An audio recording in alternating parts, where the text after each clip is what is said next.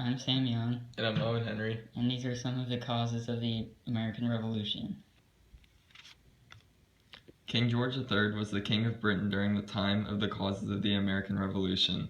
He does not give the colonies representation in Parliament and says they're protected by England and therefore rightfully taxed.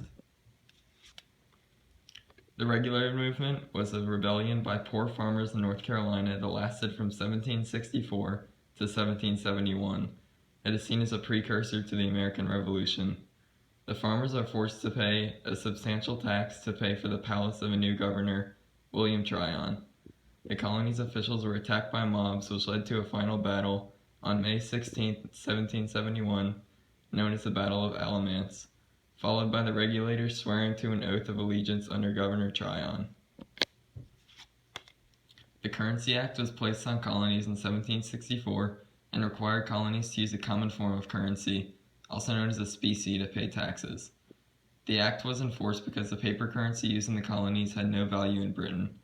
It was difficult for colonists to obtain gold and silver, especially poor colonists, which created a divide between the colonists and the British.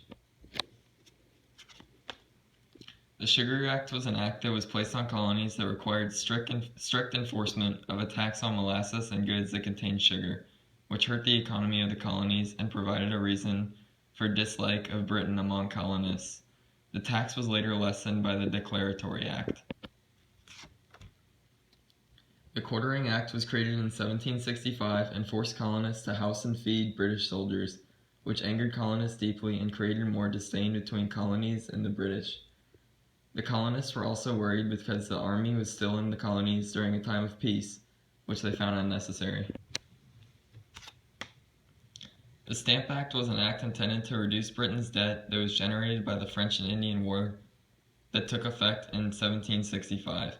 Anything that a stamp could be placed on was taxed, which led to an intense reaction by the angered colonists who felt they were being unfairly taxed, including a letter written by the Stamp Act Congress to King George III, which was ignored as to not give legitimacy to the colonists' claims. This act was repealed in 1766 by the Declaratory Act.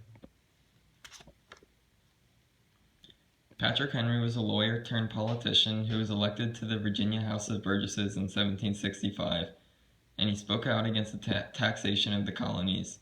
His main argument was that the colonies were being taxed for internal goods, and the revenue from said taxes was being sent to Britain.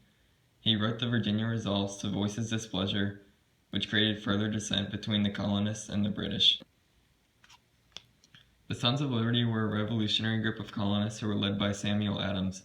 They used any means necessary to get their way, including violence and intimidation. They attacked British officials and soldiers, including instigating the Gaspee Affair and the Boston Tea Party. An important effect they had on the colonies was the continued resentment of the British that they helped maintain. The Townshend Acts were a series of rules imposed on the colonies in 1767 that made the colonists pay a tax for lead, glass, silk, and paint, which are all home-building materials. They also placed a tax on tea with this act. Colonists felt Britain was once again imposing unfair taxes upon the colonists, and resentment grew once again, forcing Britain to repeal the acts in 1770. The Gaspee Affair happened in between the Townshend Act, and it sparked more tension between the colonists and the British. The colonists led a British ship into shallow water and wrecked the boat. The Sons of Liberty, dressed as Indians, plundered and destroyed the ship, and the British were very upset at what happened.